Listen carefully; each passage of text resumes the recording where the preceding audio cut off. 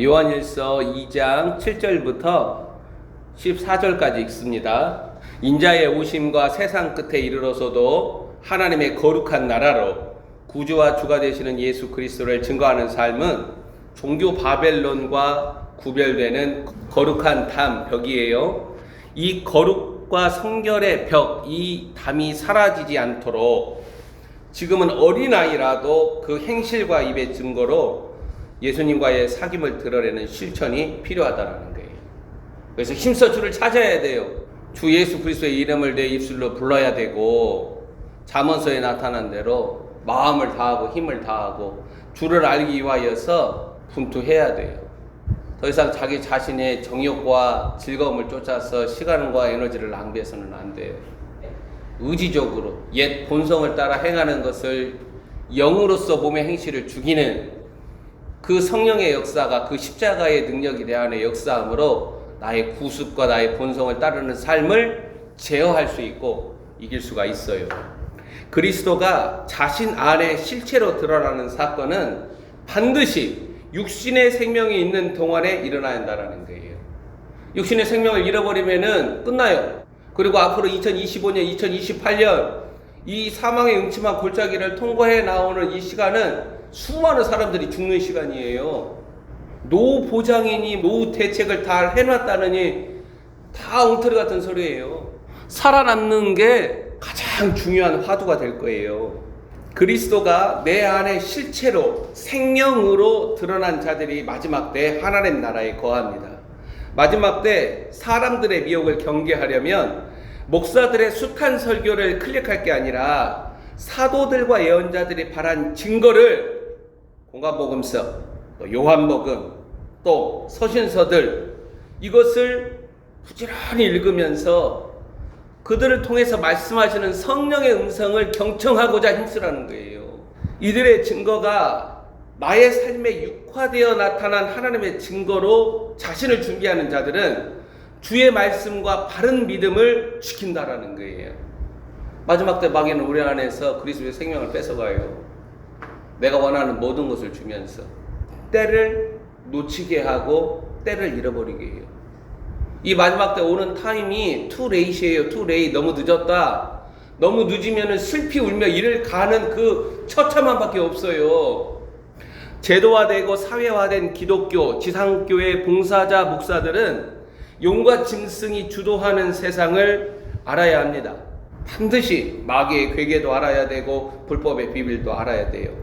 이런 것들을 알지 못하면서 하나님의 증거를 앞다투어서 이것이 하나님의 바른 증거라고 목소리를 높여서는 안 돼요.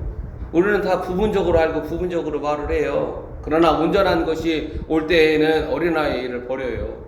밖으로 드러난 하나님 나라에 매몰돼서도 아니 되고 우리 안에 하나님 나라가 실체로 경험되고 증거되어야 돼요.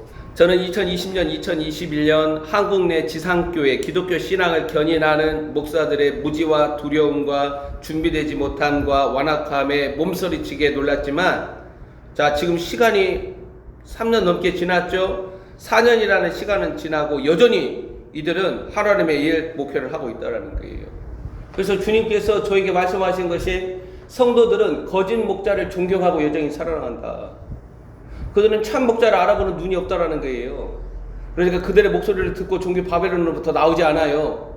종교 바벨론으로부터는 자기가 스스로 떠나야 돼요. 하나님의 영의 인도함과 동시에 자신의 결단과 뜻을 세움을 통하여 가지고 나와야 돼요. 거짓과 미혹과 속임의 영들에 의하여 종로를 살면서도 하나님의 이름을 부르는 죄악은 우리가 반드시 회개해야 돼요. 주님은 네가 거짓되게 살았다. 나는 그것을 미워하고 원치 않는다. 이 음성을 내가 들어야 돼요.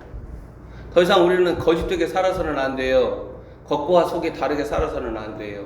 우리는 악의 그 모양이라도 버리도록 힘써야 돼요. 그리고 사랑의 빛 외에는 아무 빛도 지지 말라. 내가 어떤 방식으로든 사랑의 빛 아닌 다른 빛들은 갚기 위하여서 노력을 해야 돼요. 마귀는 처음부터 거짓말하는 자이고 진리를 쫓아 행하지 않습니다. 마귀나 귀신은 하나님의 말씀을 끌어다 쓸 수는 있지만 하나님 말씀 가운데 거하거나 그 말씀을 쫓아 행하지는 않는다는 거예요. 인자의 오심과 세상 끝에 나타나는 그리스도의 몸은 자기의 이름을 위하여 자기 자신을 위하여 살아가지 않고 오직 그리스도의 뜻을 위하여서 존재한다라는 거예요. 사도 요한이 2장 6절에 보세요. 예수님께서 행하신 방식대로 너희도 살아가라라고 증거하는데, 이 증거는 인자의 오심 앞에 너 자신을 그리스도의 몸으로 준비하라는 명령이에요. 주님이 말씀하시니까 내가 열심히 주님의 말씀에 따라 순종하며 살겠습니다, 이게 아니라 나사렛 예수 그리스도가 보이신 본대로 너도 행하라는 거예요. 빌립보서 2장 5절에 너희 안에 이 마음을 품으라 곧 그리스도 예수의 마음이니, 이렇게 나오죠?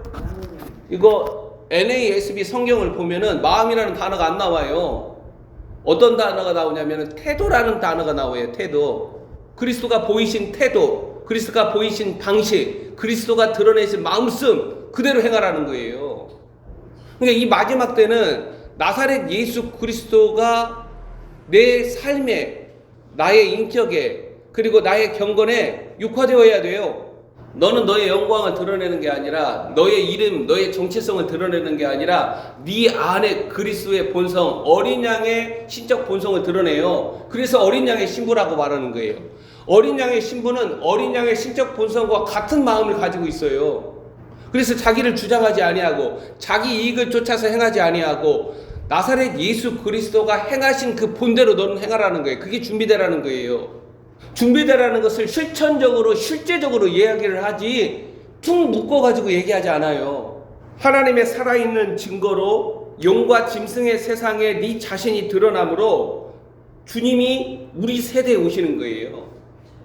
신랑이 오기 위해서는 신부가 준비되어야 돼요. 신부는 종교 바벨론들과 전혀 다른 거룩한 성벽으로 서 있어야 돼요. 그걸 하나님은 네가 살아있는 증거로 되라 라는 말이에요. 나사렛 예수 그리스도는 하나님의 살아있는 증거죠. 세례 요한은 하나님의 살아있는 증거죠. 사도 바울은 하나님의 살아있는 증거잖아요. 사도 요한은 요한계시록에 나는 예수의 환난과 참음과 나라에 묶여있다, 너는 살아있는 증거라는 거예요. 그러한 자들이 요한계시록에 그러한 하나님의 백성들이 하나님 나라에 거하는 거예요. 나머지는 어떻게 돼요? 성 밖에 다 눌려 쫓겨나잖아요. 성 밖이라는 것은 성은 성 안과 성 밖을 구르는 거룩한 성벽이 있다라는 거예요. 자, 그걸 준비하지 못한 자들은 다 쫓겨난다라는 거예요. 예배와 찬양과 기도 가운데 주의 이름을 부르는 자들은 그들 안에 참된 증거, 오늘 본문이 말하는 하나님의 계명이 살아있어야 한다는 거예요. 성도들과 목사들은 거짓말하는 자들이 아니라 하나님의 살아있는 증거들로 판명되어야 합니다. 자, 그래서 사도 요한은 2장 8절을 보면 참빛이 이미 비추기 시작하였다라고 말하는데, 이 사건은 내 안에 하나님의 살아있는 증거, 그리스도의 생명이 실체로 드러난 사건을 알려주는 거예요. 내 안에 그리스도의 생명이 드러나지 않으면 빛이 비추지 않았어요. 종교적 수건이 여전히 그 마음을 덮고 있기 때문에 사도 바울이 말하잖아요. 그리스도 얼굴에 있는 하나님을 아는 빛을 너의 영에 비춰달라고. 그래야 우리의 영혼에 그리스도의 생명이 이렇게 전기 들어오듯이 등불이 켜지는 거예요. 그것이 내 속이 어둡지 아니하도록, 내 혼이 어둡지 아니하도록 밝히는 거예요. 빛, 생명을 말하는 거예요. 이 빛, 생명으로 나타나는 하나님의 계명, 하나님의 증거는 로마 제국이라는 짐승의 체제에서 한 사람 주 예수 그리스도를 사랑하는 거예요. 짐승의 세상에서 침묵하고 자신을 지키기 위하여서 다른 방식을 구하는 자가 하나님을 섬기는 자가 아니라, 다니엘서에서 나오는 안티오쿠스 에피파네스 4세가 자기가 하나님의 아들이라면서 적그리스도와 같은 적그리스도의 원형으로 역사적 현실 가운데 나타나서 나를 숭배하고 하나님을 숭배하지 말라라고 말했을 때에 나는 하나님 앞에만 무릎 꿇는다 하면서 칼을 집어들고 그들과 싸운 마카비 전사들이 하나님의 백성이었다라는 거예요. 오늘 우리 시대에 누가 하나님의 백성이에요? 저 지상교회 가가지고 예배드리는 자가 하나님의 백성이에요? 아니에요. 대한민국의 영적 현실 가운데서 하나님의 길을 걷는 사람들이 하나님의 백성이라는 거예요. 그리스도인들은 전사들이에요. 저항군들이라는 거예요. 짐승의 체제와 질서 안에서 거기에서 어떻게 해서든지 자신을 지키기 위해서 숨는 자들이 아니라 하나님의 의 때문에 주 예수 그리스도 앞에만 경배하는 그 고결한 신앙 때문에 저항하고 일어나는 자들이 그리스도인들이에요. 교회 가서 예배드리는 것을 하나님의 백성으로 아는데, 물론 하나님의 백성은 모여가지고 예배를 드리죠. 지상 교회들과 성도들의 형제 사랑은 내 안에 거하시는 그리스도를 향한 배타적이고 충성스러운 사랑에서 일어난다는 거예요. 그리스도가 내 안에 들어와서 낳는 사랑에서 형제 사랑이 일어나는 거예요. 내가 하나님의 계명을 쫓아 순종함으로 형제를 사랑하겠다. 원수는 사랑하지 못해요. 악인들은 사랑하지 못해요. 돈만 밝히는 그 권사, 돈만 밝히는 그 장로, 돈만 밝히는 그 집사, 그 믿음의 동료들 사랑할 수 없어요. 상상수훈 마태복음 5장, 6장, 7장을 잘 읽어봐 보세요. 예수 그리스도가 무슨 사랑을 말하는지. 예수 그리스도가 말하는 사랑은 내가 하나님의 계명을 쫓아 순종함으로 말미암아 사랑 행위가 아니라 그 그리스도가 내 안에서 나는 사랑이 나를 통해서 이루는 역사예요. 그러니까 엿밤을 떼면 엿밤도 들여대고 이것도 내놓으라면 이것도 줄 수 있고 너 저리 가자 하면 더 많이 갈 수 있죠. 우리는 두들겨 맞으면 다 예수님을 부인한다니까요. 우리는 그렇게 취약해요. 우리는 먼지예요. 흙이에요. 흙. 오직 그리스도가 나를 사로잡을 때에 나는 순교할 수 있고 그리스도가 나를 온전히 그 생명이 나를 붙들 때에 나는 입을 열어서 악인들과 불의한 자들 앞에서 짐승의 세력들의 하수인 앞에서도 올바른 소리를 할 수 있는 거예요. 그걸 하나님의 백성이라고 말하는 거예요. 자, 본문 9절 이하 11절을 한번 봐보세요. 자신 안에 빛이 비추었다라고 말하면서도 그의 형제를 미워하는 자는 지금까지 어둠에 있고 그의 형제를 사랑하는 자는 빛 가운데 거주하며 자신 안에 넘어지는 것이 없고 그의 형제를 미워하는 자는 어둠에 있고 어둠 안에 행하며 어둠이 그의 눈을 가리워서 그가 어디로 행하는지를 알지 못한다. 이렇게 증거합니다. 2장 6절이 증거하는 그리스도가 행하신 방식을 따라 행하는 여부에서 성도들, 목사들은 자신의 실체를 어둠과 빛으로 스스로 읽을 수 있다는 거예요. 즉 마지막번 짐승의 세상에서 예수 그리스도가 본으로 드러내신 방식을 따라 행하지 않는 자들은 참빛이 아니에요. 참빛을 따라가는 자도 아니고 유사빛, 어둠에 거하며 길을 잃어버린다는 거예요. 이게 2장 6절이 참으로 중요해요. 나는 나사렛 예수 그리스도가 행하신 본을 따라서 행할 수 있는가, 이걸 자신 안에서 스스로 확증하라는 거예요. 생명의 길을 잃어버리고 영적인 눈, 빛을 잃어버리기까지 그의 형제를 사랑하지 못하는 이유, 어떤 명분으로 미움을 풀어내지 못하는가. 우리는 같은 교인, 믿음의 동료들이 깊은 내상과도 같은 상처와 고통이다라는 사실을 지상교회를 통하여서 경험하고 있고 알고 있는 거예요. 우리의 원수가 누구예요? 믿음의 형제 자매들이에요. 내 집안 식구들이 원수다. 이러한 지상교회의 민낯과 다르게 그리스도의 몸은 구별된다라는 거예요. 그리스도의 몸은 구별된 성벽, 담과 같이 생명과 빛을 주님 다시 오시는 그날까지 온전하게 하나님 사랑, 이웃 사랑으로 드러내요. 그래서 저는 제가 마음이 참 힘들 때, 참 이거 용서를 해야 하는데 되지 않을 때 어떤 구절을 생각하냐면 누가복음 23장 34절.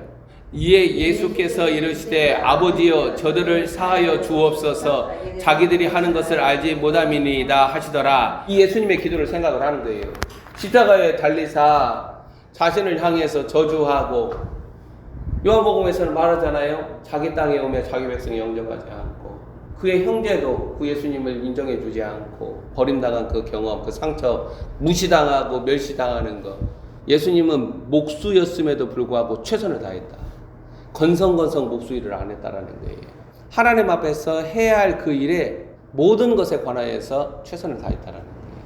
어제 벌초도 개떡같이 해놨잖아요.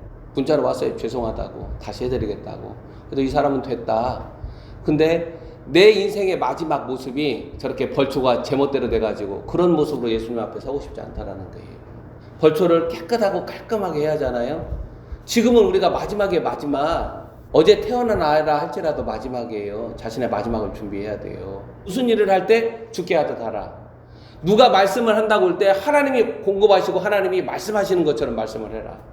나사렛 예수 그리스도처럼 살아가라는 거예요. 여전히 완전하지도 성숙하지도 않는 우리들이 날마다 그리스도를 닮는 분투와 힘씀을 본문 8절에서 11절에 나타난 부정적인 방식의 명령어에 의해서 저는 읽는다라는 거예요. 성도들은 예수 그리스도의 내가 너희를 사랑한 것과 같이 너희도 서로 사랑하라라는 명령어를 항상 듣는 자들이 성도라는 거예요. 그래서 내 안에 그리스도가 나는 사랑의 분량만큼 우리는 사랑해요. 그리스도가 내 안에 낳는 사랑은 하나님의 목적과 뜻을 이루면서 하나님께 영광을 돌려요.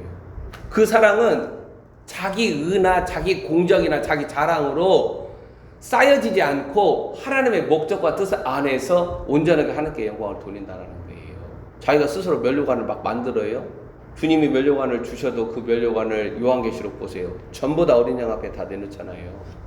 자, 사도 요한은 본문 12절 이하 자녀들아, 아비들아, 청년들아 이렇게 부르죠. 뭐예요? 하나님의 가족이라는 거예요. 이 부르머로 하나님의 가족이라는 하나님의 목적과 계획을 밝히는 거예요. 이 마지막 때 하나님이 자신의 가족을 원하시는 거예요. 자신의 가족을 피조세계 만물 가운데 드러내고, 그리고 하늘에 있는 우리가 알지 못하는 영들이요, 우리가 보지도 못했고 그 영들에게 하나님의 비밀과 계획과 뜻을 드러내는 거예요. 뭘로? 그리스도의 몸으로. 그리스도로 말미암아 하나님의 가족은 창세전에 아버지 하나님과 아들 하나님이 가진 친밀한 사랑과 사랑으로 특징된다는 거예요. 요한복음에서 예수님이 말씀하시잖아요. 창세전에 내가 아버지와 가졌던 그 사랑으로 저들을 지키시고 저들을 보호하시고 저들을 사랑해달라고. 창세전에는 어떻게 알아요? 시간 안에 일어나는 일들도 모르는데 시간 전의 일을 어떻게 알아요? 그 가졌던 사랑으로 저들을 지켜주시고 우리 하나 되게 해달라. 그 사랑의 능력이 이 마지막 때 하나님의 그릇들을 통해서 만물 가운데 드러나는 거예요. 본문 12절은 자녀들, 아이들은 주 예수 그리스도의 이름으로 죄사함을 받은, 즉 그리스도라는 생명이 자신 안에 드러난 사실을 알려줍니다. 주의 이름을 부른다라는 건 뭐냐? 그리스도의 생명이 내 안에서 발화됐다라는 거예요. 사람의 믿는 여부나 입술로 시인하는 여부보다는 이 죄사함이라는 것은 하나님의 은혜로 그리스도라는 생명, 이 전혀 다른 생명의 실체가 내 안에 들어오는 사건으로 방점을 찍는다라는 거예요. 죄사함은 전혀 다른 생명의 증거로서 성령으로 말미암아 하나님을 아버지라고 부르고 예수 그리스도를 주라고 알게 한다라는 거예요. 그리스도의 생명은 내 안에서 발화돼서 이 생명이 자라나요. 그리스도의 장성한 분량이 내 안에 충만하게 드러난다라는 거예요. 자, 그래서 14절 보세요. 아이가 아버지를 알았다라고 말합니다. 14절에서 하나님의 가족들은 하나님의 말씀, 살아있는 하나님의 증거 그리스도가 그들 안에 거하여서 아이들이든 청년들이든 아비들이든 마귀를 이겨요. 사도 요한은 그리스도를 하나님의 집이라고 요한복음에서 증거하잖아요. 이어서 하나님의 가족들이 이 구절을 통하여서 하나님의 집, 하나님의 처소임을 알게 합니다. 아이들은 아이로만 남지 않아요. 그들 안에 그리스도가 자라남으로써 성장해서 청년들아, 성장하고 장성해서 아비들아, 이들은 청년으로 강하고 담대하여 마귀와 맞서 전쟁을 치릅니다. 이김과 전쟁은 아이라는 수준에서 언급되지 않는다라는 거예요. 오늘날 이 사실을 목사와 성도들은 반드시 알아야 돼요. 아이들은 전쟁을 치르지 못해요. 용과 적그리스도 짐승과. 이들은 때이른 죽음을 다 당해요. 그가 목사이든 장로이든 권사이든 집사이든 상관없어요. 이게 청년의 신앙이 전쟁을 치르는 거예요. 이 마지막 때 그리스도의 군사들만 전쟁을 치러요. 다른 이들은 숨어버리거나 종교 바벨론으로 들어가요. 바벨론이 아니 돼요. 믿는 자들 가운데 구원받는 자가 극히 소수다. 싸움에 나갈 자가 없다라는 거예요. 싸움에 나갈 자가. 그러나 그리스도의 신부들은, 전사 제사장들은 지구적으로 자신을 준비하는 거예요. 뭘로 준비해요? 오직 그리스도의 생명의 충만함이라는 하나님의 전신갑주로 무장을 준비하는 거예요. 전부 다 하나님의 말씀의 검을 차요. 성령이 내 안에서 주는 증거, 이 하나님의 말씀의 검을 어떻게 차냐고요. 자, 이러한 영적 성장과 이김으로 아이들은 청년으로 아비들로 성숙함으로써 태초부터 계시는 하나님을 아는 데까지 이릅니다. 여기 태초 창세기 1장 1절을 말하는 거 아니에요? 요한복음 1장 1절을 말하는 거예요. 시간 밖에. 시간 안에 나사렛 예수 그리스도 바르게 읽지 못하는데 시간 밖에 창세전에 하나님 안에 감추어진 그리스도의 비밀을 또 어떻게 알겠습니까? 그러니까 오만 거짓과 속임과 미혹의 영들이 우리 가운데 역사하고 그들의 종로를 하는 거예요. 진리라는 그리스도의 실체가 내 안에 있을 때에만, 나를 하나님의 처소로 삼아서 거할 때에만 나는 자유예요. 아비들을 사도 바울은 로마서 8장에서 하나님의 아들들로 나타내요. 오늘날 지상 교회들은 목사들이나 성령 우는 사역자들을 영적으로 성숙하고 강한 자들로 여기지만, 사도 요한은 성장이나 성숙을 성도 안에 거하는, 성도 안에 드러난 그리스도의 분량, 생명의 실체와 정도로 나타내고 있다는 사실을 반드시 기억하라는 거예요. 그의 형제를 사랑하거나 미워하는 일은 어둠과 빛이라는 서로 다른 영역과 질서와 운명을 예상하게 하고, 하나님의 가족이라는 하나님의 계획과 목적에까지 확장되기 때문에, 그의 형제를 사랑하고 그의 형제를 미워하고, 이 일은 결코 작은 일이 아니라 반드시 내 안에서 스스로 점검하고 확증할 일이라는 거예요. 이스라엘 유대인들은 그의 형제 누구를 죽였어요? 나사렛 예수 그리스도를 죽였어요. 가인은 누구를 죽였어요? 자기의 동생 아벨을 죽였어요. 사랑하지 않는, 미워하는 일은 하나님의 연대와 한몸됨을 끊는 살인 행위라는 거예요. 네 손에 피가 있는가 스스로 보라는 거예요. 하나님의 가족들, 아이들, 청년들, 아비들은 반드시 흉악한 마귀의 괴계를 끊고 이겨야 합니다. 하나님을 알아가는 성숙함은 능력으로, 사역으로, 다양한 은사들로 알아가지 않고 가장 손쉽게 무엇으로 확인하는 거예요? 가장 작은 일, 그의 형제를 사랑하는가, 이 단순한 일로 확인할 수 있다는 거예요. 우리가 참으로 그리스도를 사랑하는 자인가 돌아봐야 한다는 거예요. 기도합시다.